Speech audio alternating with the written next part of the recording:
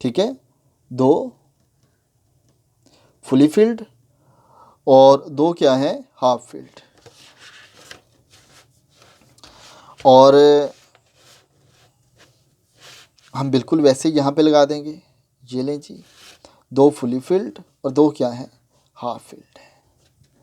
अब देखिए यहाँ तक अगर आप देखें इनकी हाइब्रिडाइजेशन में, तो आपको एक जैसे ही इनके ऑर्बिटल ये वाले नज़र आ रहे हैं, ठीक है, एक जैसे ही इनके ऑर्बिटल आपको नज़र आ रहे हैं तीनों के, कार्बन का, ये नाइट्रोजन का और ये ऑक्सीजन का, ठीक है। अब इनके साथ हाइड्रोजन जो है, ये हाइड्रोजन, इसका एक इलेक्ट्रॉन, ये दूसरा हाइड्रोजन, इसका दूसरा इलेक्ट्रॉन, हाइड्रोजन, ये भी हाइड्रोजन, ये भी हाइड्रोजन है, ठीक है जी।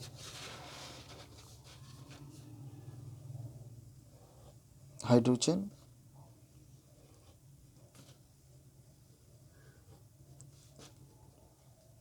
इधर भी क्या है, हाइड्रोजन, ठीक है।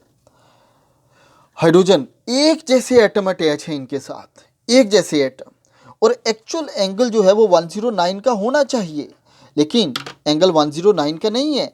और इनकी जो ज्योमेट्री है वो कुछ इस तरीके से बनती है, टेट्राहीड्रल टाइप, ये ले। सिमिलरली ये भी टेट्राहीड्रल ज्योमेट्री, ये भी ज्योमेट्री क्या है इसकी, टेट्राहीड्रल ज्योमेट्री है।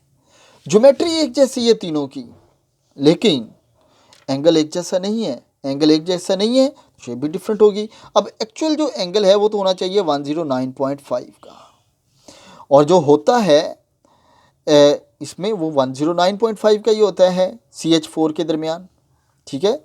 ये CH4 है, इसके दरमियान एंगल 109.4 का ही होता है। ये है जी NH3, इसमें एंगल होता है 107.5 का। देखिए ये भी हाइड्रोजन है, ये भी हाइड्रोजन है, ठीक है।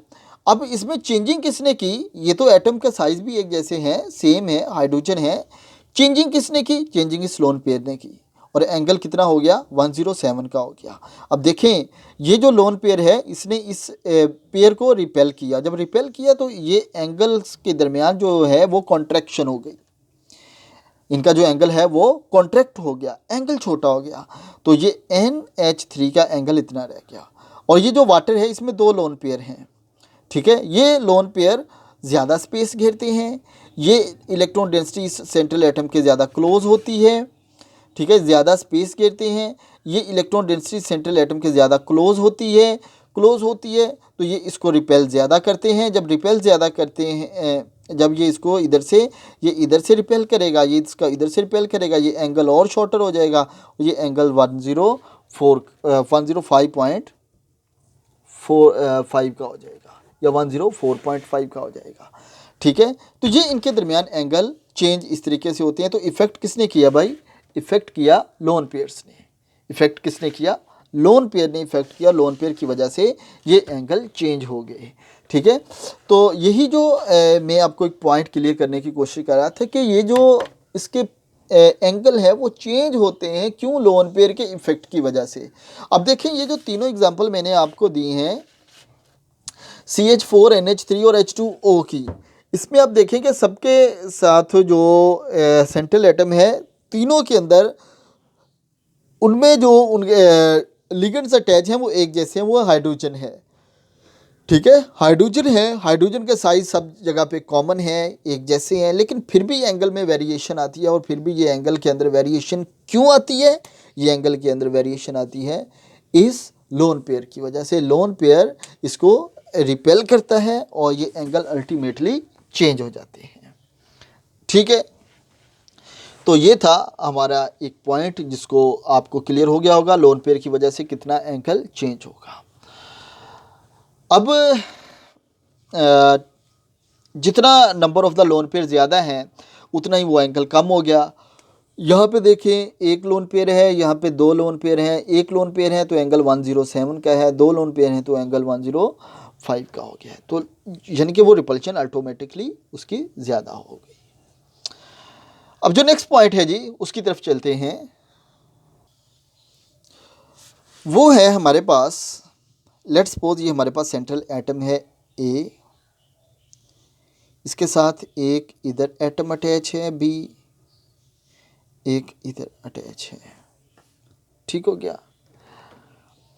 अब ये जो बॉन्ड एंगल है इनके दरमियान वो किसके ऊपर और डिपेंड करेगा, ये वाला फैक्टर हम देख रहे हैं, बॉन्ड एंगल डिक्रीज होगा with increase in electronegativity of the B, ठीक है। जो B है उसकी इलेक्ट्रोनेगेटिविटी के ऊपर इफेक्ट करेगा, ठीक है। Increasing the electronegativity angle decrease हो जाएगा। ऐसा क्यों होगा, क्या फैक्टर हो सकता है वैसे? अब देखें, इसकी इलेक्ट्रोनेगेटिविटी ज़्यादा है, अगर इसकी ज़्यादा है तो वो क्या इफेक्ट करेगी, जो मोर इलेक्ट्रोनेगेटिव एटम है वो क्या करते हैं, इलेक्ट्रो पॉजिटिव से इलेक्ट्रॉन डेंसिटी को अपनी तरफ ज़्यादा अट्रैक्ट करते हैं, ठीक है।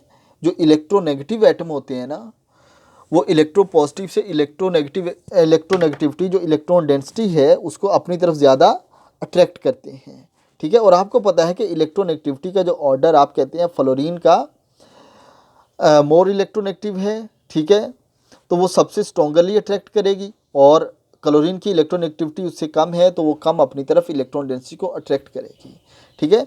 तो ये अपनी तरफ इलेक्ट्रॉन डेंसिटी को अट्रैक्ट कर लेते हैं। जब ये अट्रैक्ट करते हैं फिर भी एंगल इनके दरमियान डिक्रीज होता है, फिर भी एंगल इनके दरमियान डिक्रीज होता है। अब पहले तो मैं आपको एग्जांपल देता हूँ, फिर हम आगे मैं इसको एक्सप्लेन करता हूँ। आपके पास है let's suppose phosphorus, central atom तीनों के अंदर, इधर है आपके पास iodine, triiodide, tribromide और ट्राई क्लोराइड, ठीक है। अब आपको पता है कि इलेक्ट्रोनेगेटिविटी किसकी ज़्यादा है जी, क्लोरीन की। इलेक्ट्रोनेगेटिविटी ज़्यादा किसकी है, क्लोरीन की, ठीक है। क्लोरीन की इलेक्ट्रोनेगेटिविटी ज़्यादा है, तो इसके दरमियान जो PCl3 जो होता है उसके दरमियान एंगल होता है 100 डिग्री का, और जो PBr दरमियान होता है वो होता है 101.5 का, और जो PI के दरमियान होता है वो होता है 102 का। अब देखें सेंट्रल एटम तो सेम है, सेंट्रल एटम सेम है, फ़र्क किसने डाला, फ़र्क डाला इलेक्ट्रोनेगेटिविटी ऑफ द लिगेंड्स ने, इलेक्ट्रोनेगेटिविटी ऑफ द जो उसके साथ ब्रांचेज अटैच हैं उनकी इलेक्ट्रोनेगेटिविटी ने, उनकी इलेक्ट्रोनेगेटिविटी ज़्यादा होने की वजह से एंगल डिक्रीज हो जाता है। क्यों हो जाता है, इसको मैं ये अभी आपको एक्सप्लेन कर देता हूँ। उसकी वजह ये होती है, जो बॉन्डेड इलेक्ट्रॉन पेयर होते हैं, ठीक है, वो सेंट्रल एटम से ए की तरफ मूव करते हैं, ठीक है। यानी कि ये है फास्फोरस, ये इधर नेक्स्ट पेज के ऊपर बनाता हूँ क्लियर करके।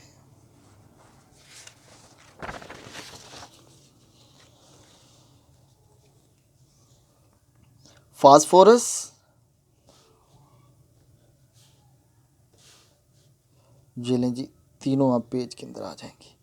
ये इसका एक इलेक्ट्रॉन है, ये दूसरा इलेक्ट्रॉन है जी इसके फास्फोरस का, और ये इसका थर्ड वन इलेक्ट्रॉन है। सिमिलरली ये एक इलेक्ट्रॉन, ये दूसरा इलेक्ट्रॉन, और ये फास्फोरस का थर्ड वन इलेक्ट्रॉन, और ये इस फास्फोरस का एक, दो और तीसरा इलेक्ट्रॉन, ठीक है। अब इसमें है आयोडीन, ये है इसका इलेक्ट्रॉन, आयोडीन का इलेक्ट्रॉन, आयोडीन का इलेक्ट्रॉन, कोवलेंट बॉन्ड बन गया ना, सही है। अब यहाँ पर होगा जनाब कि ब्रोमीन, ब्रोमीन, ब्रोमीन, सही हो गया। और फिर इधर आ जाएं इसके ऊपर, तो ये लें जी, ये है क्लोरीन, क्लोरीन, क्लोरीन। अब देखिए इलेक्ट्रोनेगेटिविटी कैसे इफेक्ट करेगी। ये मोर इलेक्ट्रोनेगेटिव है, तो अल्टीमेटली ये इलेक्ट्रॉन डेंसिटी ज़्यादा इसकी तरफ अट्रैक्ट होगी as compare to this iodine, क्योंकि इसकी इलेक्ट्रोनेगेटिविटी ज़्यादा है, इसकी इलेक्ट्रोनेगेटिविटी ज़्यादा है। समझ आ गई? ये अपनी तरफ ज़्यादा अट्रैक्ट करेगा। इतनी बात अगर समझ आ गई है तो फिर आगे चलिएगा, पहले इसको समझ लें। Chlorine more electronegative as compare to the iodine. So iodine में और क्लोरीन में ये डिफरेंस है कि क्लोरीन इस इलेक्ट्रॉन डेंसिटी को बजाय इसके कि ये इनके दरमियान एक इक्वल शेयर रखे, अपने इलेक्ट्रोनेगेटिव होने का ये फ़ायदा उठाएगा और इस इलेक्ट्रॉन डेंसिटी को अपनी तरफ अट्रैक्ट करेगा, अपनी तरफ ज़्यादा खींचेगा। जब ये ज़्यादा खींचेगा तो इसके ऊपर कुछ पार्शियल नेगेटिव चार्ज ज़्यादा क्रिएट होगा as compare to the this. इसके ऊपर भी पार्शियल नेगेटिव चार्ज तो क्रिएट होगा, लेकिन ये जो पार्शियल नेगेटिव है, ये पार्शियल नेगेटिव इसके अंदर डिफरेंस होगा। अब लेट्स सपोज ये अपनी तरफ मैं ये फ़र्ज़ कर रहा हूँ समझने के लिए, ये पार्शियल नेगेटिव चार्ज जो है इसने अपनी तरफ अट्रैक्ट कर लिया 80% और इसने फ़र्ज़ करें किया है जस्ट 40%। इसने कितना किया है 40%। तो ज़्यादा इसने अट्रैक्ट किया, वो क्यों किया? क्योंकि ये मोर इलेक्ट्रोनेगेटिव है। जब ये मोर इलेक्ट्रोनेगेटिव है इसके ऊपर ग्रेटर नेगेटिव चार्ज है। अब ये जो अपनी तरफ जब ये अट्रैक्ट करेगा, ये भी अट्रैक्ट करेगा, ये इसको अट्रैक्ट करेगा, ठीक है। तो अल्टीमेटली क्या होगा कि यहाँ पर जो इस फास्फोरस और इस फास्फोरस के दरमियान ये जो दोनों क्लोरीन हैं, इनके दरमियान अल्टीमेटली यहाँ पर एंगल जो है वो डिक्रीज़ हो जाएगा, क्योंकि ये इलेक्ट्रॉन डेंसिटी अवे चली गई इस फास्फोरस से। और एंगल तो आप देखें आपने यहाँ से ही निकालना है ना, ये देखें ये एक क्लोरीन इधर गया, एक इधर, ठीक है। एंगल यहाँ से निकलना है, तो एंगल आपने निकालना है इधर से। एंगल आपने कहाँ से निकालना है? इधर से। जब ये इलेक्ट्रॉन डेंसिटी इधर मूव कर गई, ये इधर कर गई, ये आपस में यहाँ पर इन दोनों इलेक्ट्रॉन पेयर की रिपल्शन कम हो गई। जब रिपल्शन कम हो गई तो एंगल क्या हो जाएगा? डिक्रीज हो जाएगा। रिपल्शन कम हो जाएगी तो क्या हो जाएगा? एंगल डिक्रीज हो जाएगा। तो इलेक्ट्रोनेगेटिव जो एटम होगा वो भी इसके एंगल को चेंज करेगा। अगर वो एटम, उसके सेंट्रल एटम, उसके साथ इलेक्ट्रोनेगेटिव एटम्स डिफरेंट अटैच हैं तो उनका एंगल कम होगा as compare to the electro positive के। तो ये भी इसके ऊपर इफेक्ट करेगा, ठीक है। एक और पॉइंट होता है, अगर किसी मॉलिक्यूल में मल्टीपल बॉन्ड हो, अगर किसी मॉलिक्यूल में मल्टीपल बॉन्ड हो, उसके मल्टीपल बॉन्ड होने की वजह से एंगल इंक्रीज कर जाता है। मल्टीपल बॉन्ड मसलन उसमें कोवलेंट बॉन्ड तो है ही है, उसमें कोऑर्डिनेट कोवलेंट बॉन्ड भी है, उसमें आयनिक बॉन्ड भी कहीं ना कहीं कुछ फैक्टर है, उसके अंदर दूसरा जो है हाइड्रोजन बॉन्ड भी है। तो अल्टीमेटली जो एंगल क्या होगा वो इंक्रीज कर जाएगा इन डिफरेंट इफेक्ट्स की वजह से, ठीक है जी। नेक्स्ट अगला पॉइंट जो है हमारा, इसको देखें जी।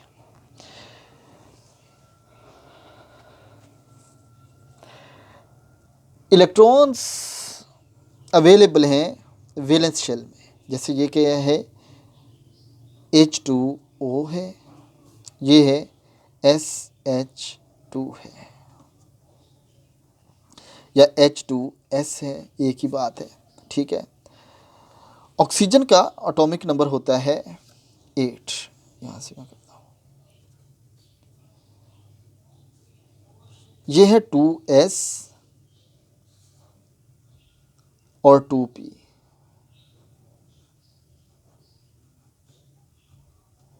सल्फर का एटॉमिक नंबर होता है 16 और इसकी वैलेंस शेल के जो इलेक्ट्रॉन होते हैं उनकी इलेक्ट्रॉनिक कॉन्फ़िगरेशन में लिख रहा हूँ जी, होता है 3S और ये 3P, ये है 2S और ये 2P,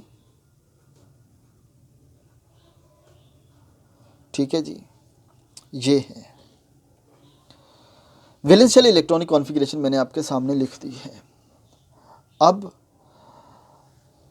इसके साथ भी 2 हाइड्रोजन आते हैं और कोवलेंट बॉन्ड बनाते हैं, इसके साथ भी 2 हाइड्रोजन आते हैं और इसके साथ कोवलेंट बॉन्ड बना लेते हैं, दोनों के साथ कोवलेंट बॉन्ड बन जाता है, ठीक है जी। कोवलेंट बॉन्ड बन गया इन दोनों के दरमियान। अब इनका जो आपस में कोवलेंट बॉन्ड बना है, इनका जो आपस में कोवलेंट बॉन्ड बना है, उस कोवलेंट बॉन्ड को होना चाहिए एक जैसा, लेकिन ये कोवलेंट बॉन्ड का जो है एंगल वो एक जैसा नहीं होता। अब देखिए वाटर का जो एंगल है वो 105.5 होते हैं, ठीक है। वाटर जो होता है H2O, ये H2O इधर से बनेगा ना, और इसका एंगल होता है 105.5। और जो H2S होता है इसका होता है 92.2, 92.2 होते हैं। सही हो गया।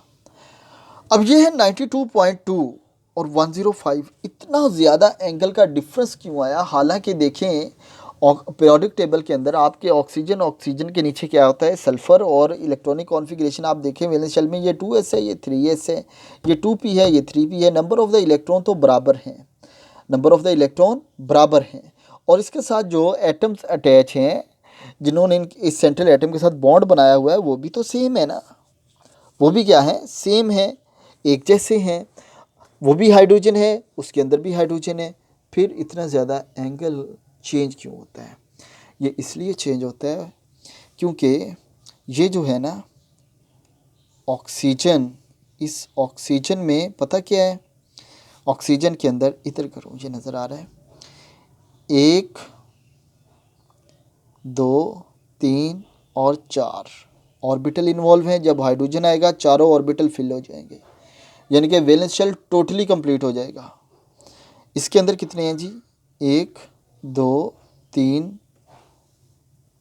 और 4, 4 ये, और आगे 3d भी तो इन्वॉल्व है ना इसमें, इसके अंदर आगे 3d भी इन्वॉल्व है, और d में कितने होते हैं, 5, 5 और ऑर्बिटल होते हैं। यानी कि इसका वैलेंस शेल फुल्ली कंप्लीट है, टोटली कंप्लीट है। जबकि जो इसका वैलेंस शेल है उसमें 5 एटॉमिक ऑर्बिटल ऐसे होते हैं जो एम्प्टी होते हैं, फुली फिल्ड नहीं होता। जब 5 एटॉमिक ऑर्बिटल फुली फिल्ड नहीं होते, एम्प्टी होते हैं, तो बेटा जी याद रखें, याद रखें, repulsion between the electron pair in the filled shell are larger than repulsion between the electron pair in incomplete filled valence shell. ठीक है, तो जो कंप्लीट शेल है, जो फील्ड शेल है, उसके दरमियान इलेक्ट्रॉन की रिपल्जन ज़्यादा होती है, उसके दरमियान इलेक्ट्रॉन की रिपल्जन ज़्यादा होती है। ठीक है, इलेक्ट्रॉन फुली फील्ड हो गए हैं ना, तो रिपल्जन ज़्यादा होगी, एक दूसरे को वो ज़्यादा एक दूसरे को रिपेल करेंगे, इस वजह से फिर एंगल भी उनका ज़्यादा ही होगा। और अगर वो फुली फिल्ड नहीं है, जिस तरह के in case of the sulphur आपने देखा है कि 4 जो हैं उन्होंने अपने आप को तो कंप्लीट कर लिया, 5वां जो डी है वो तो अभी एम्प्टी है। तो ये टोटल जो है इसके तमाम के तमाम शेल उन्होंने अपने आप को कंप्लीट नहीं किया, तो इनकी रिपल्शन भी क्या होगी, कम होगी। रिपल्शन कम होगी तो बेटा जी एंगल भी स्मॉलर होगा, एंगल भी छोटा होगा, एंगल भी स्मॉलर होगा और एंगल भी फिर छोटा होगा। तो ये रीज़न होती है जनाब आपके इसकी वजह से। ठीक है, अब मैं आपको एक एग्ज़ाम्पल और देता हूँ, और वो मैं देता हूँ आपको ऑक्सीजन। मैं ये वाली आपको एग्ज़ाम्पल देने लगा हूँ जी, ऑक्सीजन, सल्फ़र, सेलेनियम की। ठीक है, या सल्फ़र सेलेनियम टेलीनियम, सल्फ़र सेलेनियम टेलीनियम की ले लेते हैं, सल्फ़र सेलेनियम टेलीनियम, सल्फ़र सेलेनियम और टेलीनियम, सल्फ़र सेलेनियम टेलीनियम, इसके साथ 2 हाइड्रोजन लगा लें, ये H2S बन जाएगा, ये भी H2SE, ये भी H2TE। अब अभी मैंने आपको बताया कि इसके दरमियान जो एंगल होता है वो होता है 92.2 का, इसके दरमियान होता है 91 का, और इसके दरमियान जो एंगल होता है वो होता है 90 का। अब यहाँ पर तो number of the lone pair और एम्प्टी ऑर्बिटल एक जैसे होंगे, कैसे होंगे देखें फिर। सल्फ़र वैलेंस शेल होगा 3s 3p, और इलेक्ट्रॉन कुछ ऐसे हैं इसके अंदर। सेलेनियम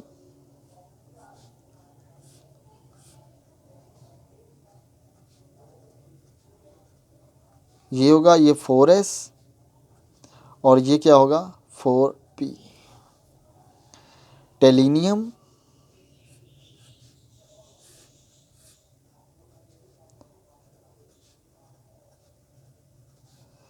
5s और ये 5p। आप इलेक्ट्रॉनिक कॉन्फ़िगरेशन खुद से भी देख सकते हैं। मैंने जो वैलेंस शेल की इलेक्ट्रॉनिक कॉन्फ़िगरेशन वो लिख दी है आपके सामने। इसके साथ भी 2 हाइड्रोजन, इसके साथ भी 2 हाइड्रोजन और इसके साथ भी 2 हाइड्रोजन हमने लगा दिए। ठीक है, हाइड्रोजन लग के जी दोनों के साथ, तीनों के साथ 2-2 हाइड्रोजन लग के। एंगल क्यों चेंज हुआ? दो लोन पेयर इसके ऊपर, 2 लोन पेयर इसके ऊपर, 2 ही लोन पेयर इसके ऊपर। ज्योमेट्री टेट्राहेड्रल आएगी, ज्योमेट्री टेट्राहेड्रल आएगी। ठीक है, तो यानी कि अगर सल्फ़र की ये है ज्योमेट्री कि ये लोन पेयर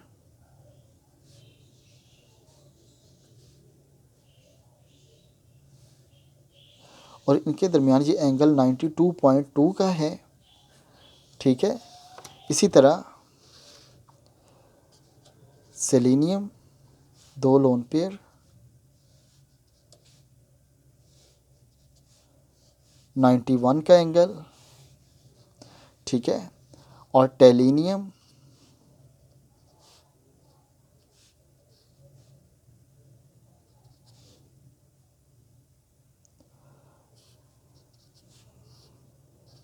90 डिग्री का एंगल। कुछ इस तरीके से होगा जी। सबकी ज्योमेट्री टेट्राहेड्रल, सबकी ज्योमेट्री टेट्राहेड्रल, ये वाली सबकी ज्योमेट्री क्या हो जाएगी? टेट्राहेड्रल है। It's okay. एंगल क्यों चेंज हुआ? एंगल क्यों चेंज हुआ? इस चीज़ का अब हमें आंसर लेना है। Sulphur belongs to the 3rd shell, selenium belongs to the 4th shell और tellurium belongs to the 5th shell. Clear हो गई ये वाली चीज़ें?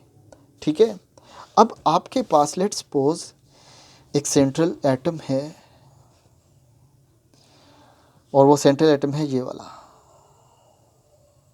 और ये है लेट्स सपोज ये है सल्फर। ये मैं एक बैलून बना रहा हूँ, बलून है एक। अब इस बैलून के साथ आप इसी साइज़ के या इससे किसी भी एक जैसे साइज़ के, ये लें जी, एक हाइड्रोजन इधर लगा दिया हमने, इसके साथ एक और बलून बनाया, ये लगा दिया, ये भी हाइड्रोजन है, ये भी हाइड्रोजन है। ये क्या करेंगे? एक दूसरे को रिपेल करेंगे, एक दूसरे से टकराएंगे ना, एक दूसरे से बजेंगे, एक दूसरे को लगाएंगे, अपना जोर लगाएंगे, धक्का लगाएंगे, एंगल चेंज हो जाएगा। एक्चुअली हमने जब ये पढ़ा था कि ये सारे जो एक्सिस होते हैं एक दूसरे के परपेंडिकुलर होते हैं। सारे axis, X perpendicular to the Y and Z, Y perpendicular to the X and Z, और Z perpendicular to the both X and Y. सारे एक दूसरे के परपेंडिकुलर, परपेंडिकुलर में एंगल 90 का होता है। अब एंगल में जो चेंजिंग होती है वो ये चीज़ें चेंज करती हैं। एंगल में जो चेंजिंग होती है वो ये चीज़ें चेंज कर देती हैं इनको। ये हो गया। और आपके पास है उसके बाद सेलेनियम, और जो सेलेनियम का साइज़ है वो सल्फ़र से बड़ा है क्योंकि वो 4th शेल इन्वॉल्व है। इसके साथ भी 2 आपने बैलून लगाए और वो तो इसी साइज़ के ही हैं, हाइड्रोजन के। ये भी हाइड्रोजन ही है ना, इधर भी हाइड्रोजन ही है ये।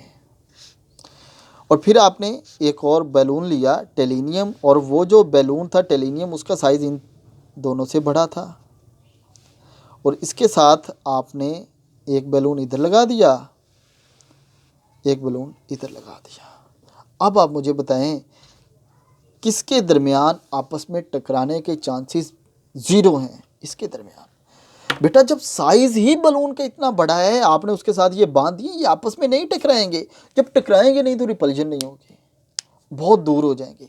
सेंट्रल एटम का जो साइज़ है ये भी डिपेंड करेगा, सेंट्रल एटम का जो साइज़ है ये भी डिपेंड करेगा उसके एंगल की वेरिएशन के ऊपर। सिर्फ लोन पेयर नहीं, देखें नंबर ऑफ लोन पेयर तीनों में equal, number of lone pair तीनों में बराबर हैं, लेकिन फिर भी जो उसके दरमियान साइज़ है वो चेंज हो रहा है।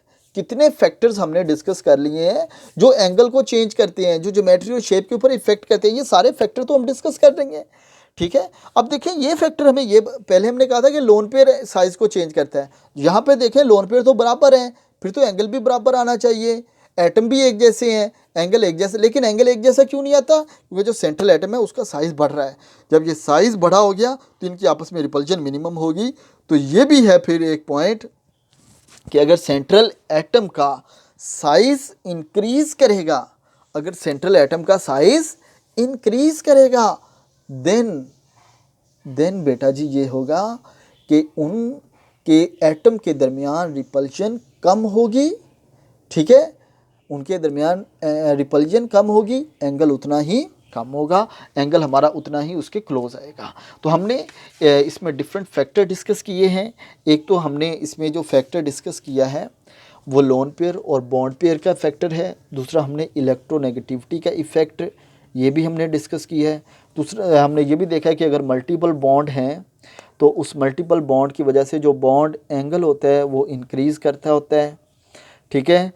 अब फिर हमने ये भी देखा है कि अगर उसका जो वैलेंस शेल है वो फुली फिल्ड है और अगर वो इनकम्प्लीट है तो जो फुली फिल्ड वाला है उनकी रिपल्जन ज़्यादा होती है एज़ कम्पेयर टू दी हमारे पास जो कि इनकम्प्लीट ऑर्बिटल्स होते हैं उसके कंपेरेटिव। और इसमें भी हमने ऑक्सीजन और सल्फ़र की एग्जांपल ली। यहाँ पर मैंने आपको उसी से रिलेटेड ही फिर एग्जांपल आपको दी है सल्फ़र, सेलेनियम और टेलीनियम में से। और देखें आपके एंगल जो है वो 90 डिग्री पर आ गया है, और एक्चुअल जो एंगल है वो तो यही होता है कि एक दूसरे के परपेंडिकुलर होता है, कि यानी कि अगर हम ये देखें कि ये जो टेलीनियम है ये इसका स्पेस के अंदर एक एक्स एक्सिस, ये एक दूसरे के परपेंडिकुलर, ये और ये तीसरा इसके इधर ऊपर होता है, सॉरी ये तीसरा इसके बिल्कुल इधर फ्रंट के ऊपर होगा या इसके बैक साइड के ऊपर होगा। तो तीनों परपेंडिकुलर होते हैं। अगर परपेंडिकुलर तो इनका दरमियान मतलब क्या है कि इनके दरमियान एंगल जो है वो 90 डिग्री का होगा, ठीक है।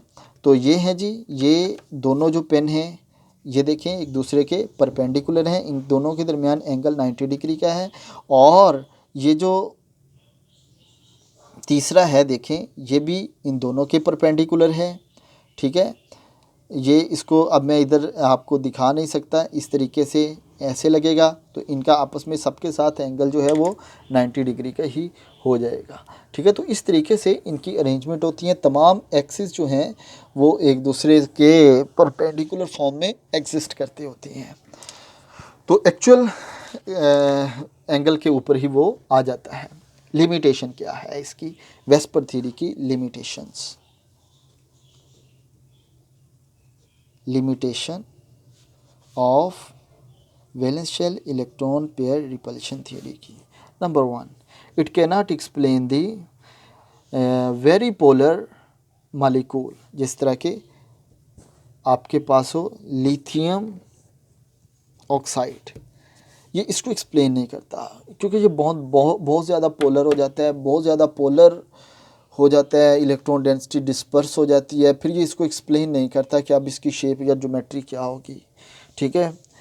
अब दूसरा जो है इसका, this is unable to explain the shape of the molecule having extensive delocalisation of the pi electron density.